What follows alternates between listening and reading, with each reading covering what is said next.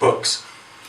So you know when you were little, your mum tried to make you be friends with your friends' kids, but sometimes you and them both knew the other wasn't someone you wanted to be friends with. Well, it seems that I got that an awful lot. I wasn't cool, but I was smart, and I liked to think that I was funny, but none of that mattered. I was a fool, my parents had a shit car, and we didn't have any money.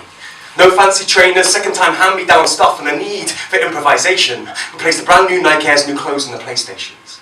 Had a tough time, treading a rough line, but my parents, I couldn't blame them. They tried their best, and so I know that I shouldn't shame them, and I need to get to a place where I'm playing in a different game, and I can provide them with the things that should have came when I was growing up, and not just when I've got fame, and hopefully show to me I'm supposed to be one of this world's main men. Because growing up, I was quite a particularly peculiar child. Just a beginner on this path to someone unruly and wild, with interests that didn't often extend much further than the end of my arms. My face in the book of Pretend and a rabbit called Charlie is a good luck charm. Because I spent more time in other worlds than in this one, listening to other people's fictional pearls of wisdom, because age 5, I became an addict. Addicted to reading and words, that is. And to let you know just how absurd that is, I used to get into trouble for reading books. And I can see that you're giving me funny looks, but I was late for school every single day because I'd be reading books instead of getting changed.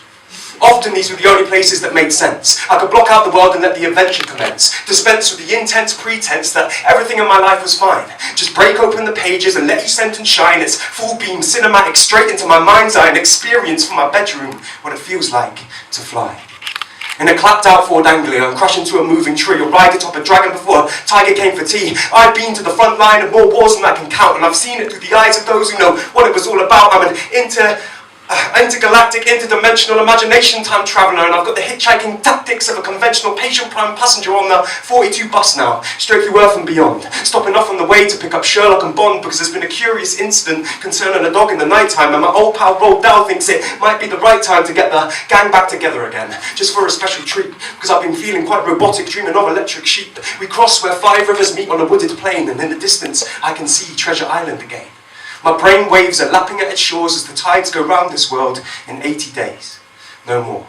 The bus stops. I rush off. A surge of recognition hits me like a Molotov cocktail, and as the shock pales, a glowing wave of comfort makes me rock whale! Every word and every story is tattooed tendrilled across my skin. Always shifting, always changing so as to let the new bits in. I'm back in the mind palace and I'm surrounded by friends whose tales full of chalice are gulped down to the end. It suspends me with sorcery too special to send back, so I tend to extend that to fend off the realities of the day and transcend the formalities of having to say farewell to my fictional favourites in full. They know I'll be back soon, I can't withstand the pull. I need words to live. And if I don't get my fix, you'll find me sat in the corner, reading the back of the twigs.